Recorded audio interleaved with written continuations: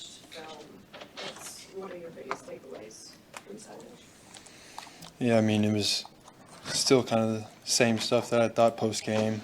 Just little things that I need to fix. The offense as a whole we need to fix. Just little stuff that in the past has made us lose games, and luckily that stuff didn't make us lose this one. But as we continue to get down this road and get more and more into Big Ten play, as we want to know every week, we got to fix that stuff.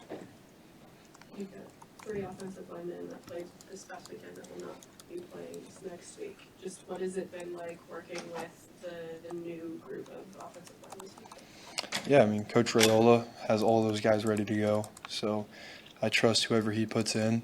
And also, I mean, I trust those guys. I've built a relationship with all of them over these years. Teddy, we came in at the same time. We've known each other since high school. Obviously he's recovered from a couple injuries, but, I trust Teddy and, anyone who Coach Rayola puts in. You take a lot of hits, obviously. What's the weekly build like to get your body back up to go do it again?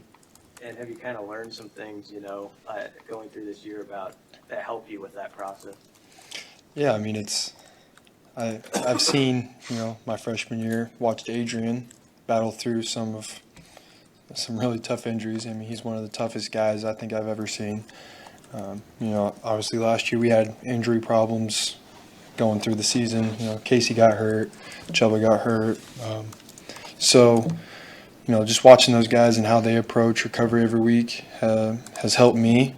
And also, we have a great medical staff who, stays on top of everything. So, I'm in the training room a good amount, even if, it varies week to week. Some weeks I come out on Monday and I'm perfectly fine, but other weeks it's just like one hit, so I just got to get that fixed. What sticks out to you about Ryan Walters, known as a defensive guy, when you watch what they're doing, and obviously what he did at Illinois last year, what jumps out to you? Yeah, I mean, it feels like it's kind of Illinois 2.0. I think we did a good job against Illinois offensively. Obviously, there's stuff that we always want to get better at, and now we have a chance because, Purdue and Illinois, they may not be the exact same defense. They may have different tendencies, but I mean, it's another shot at an Illinois-type defense that, we may be struggling against, couldn't punch the ball in, and, that game a lot of small things down in the red zone, and, we need to be able to execute every play this week. Justin Evan Jenkins popped right in there and played like 40 snaps. Seemed like he belonged. I mean, what you probably watched him grow, and what have you thought about him as he's kind of developed into the role he has now? Yeah, I mean, he came in and he looked like he kind of looked like how he is now. He's ready to go from day one, and he's developed mentally. He's even physically he's gotten stronger. I mean, I'm not an expert in O-line, but it seems like he's developed a lot up front. Just technique-wise. So, I mean, it's impressive when you can go. He took reps last year at center, and he went to left guard, and he went to center. When you can just bounce back and forth like that, that helps an offense out so much, especially when you're going through a stretch right now where we're down a couple guys.